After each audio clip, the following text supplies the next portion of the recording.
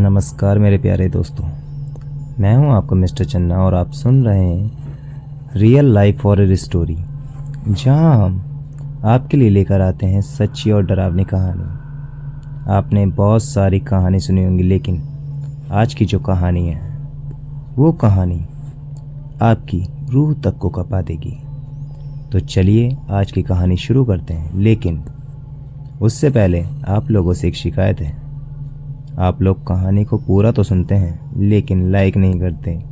इस बार मैंने आप लोगों से बहुत उम्मीद लगाई है, आप इस बार वीडियो को लाइक भी करेंगे और चैनल को सब्सक्राइब करके अपना सपोर्ट ज़रूर दिखाएंगे।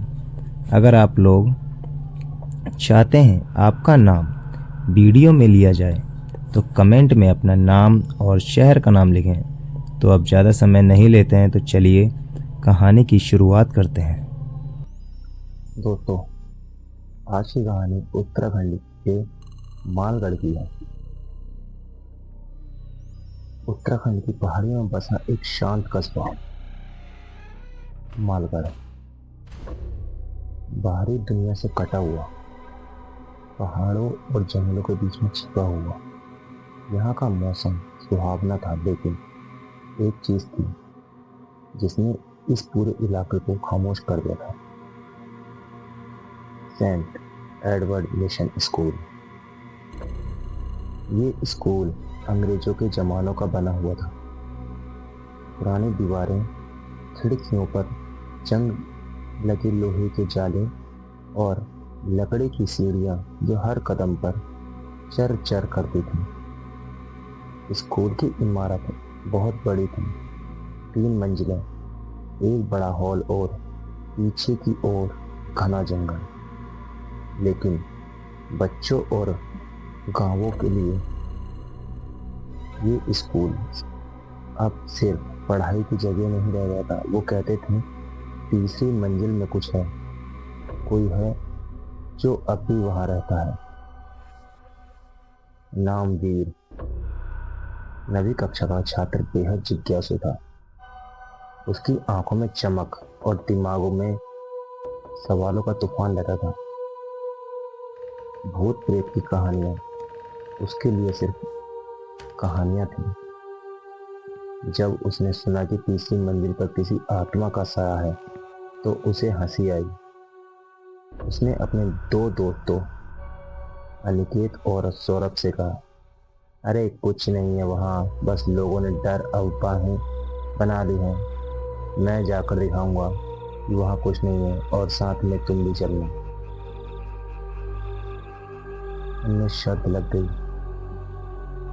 अगर वीर रात की तीसरी मंजिल तक जाकर वीडियो बनाकर लाए तो अनिकेत उसे अपने नए हेडफोन देगा और सौरभ पूरे हफ्ते उसे चाय लाकर देगा।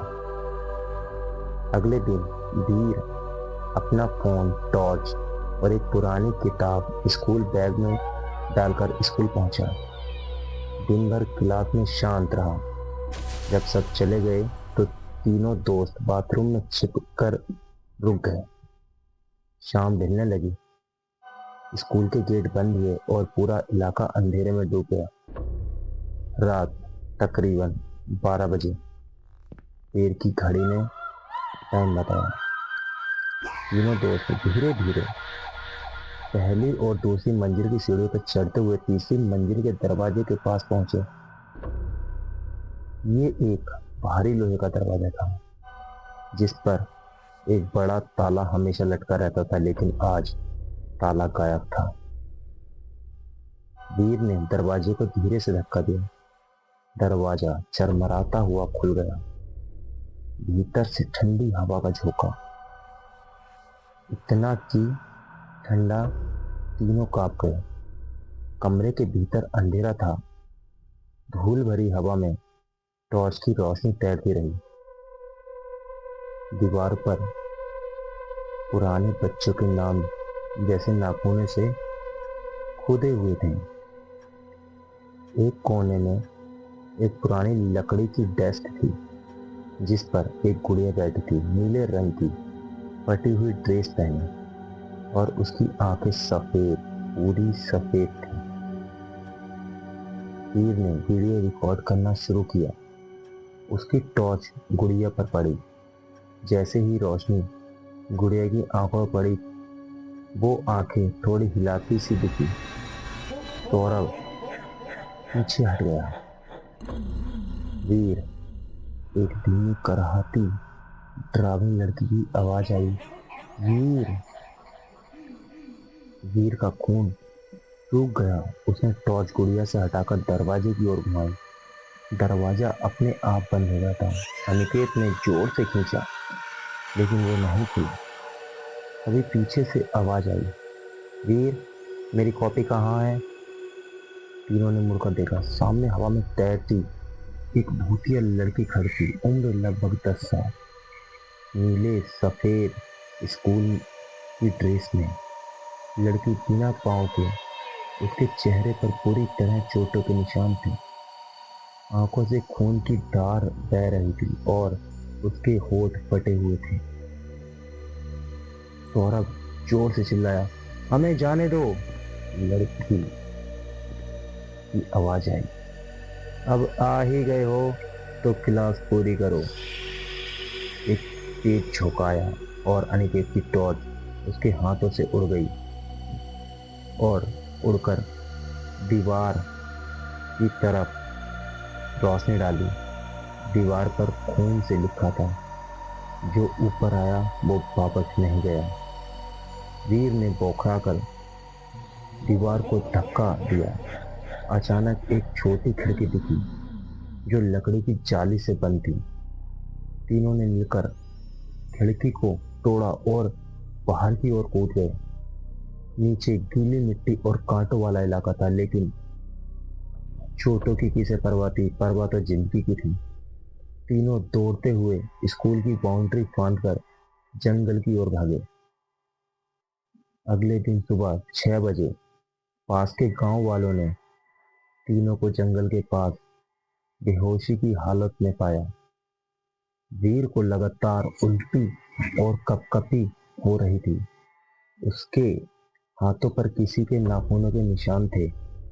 अनिकेत की आंखें सूजी हुई थी और वो बार बार एक ही बात बड़बड़ा रहा था, वो लड़की, वो लड़की, उसका चेहरा मत देखो, मत देखो।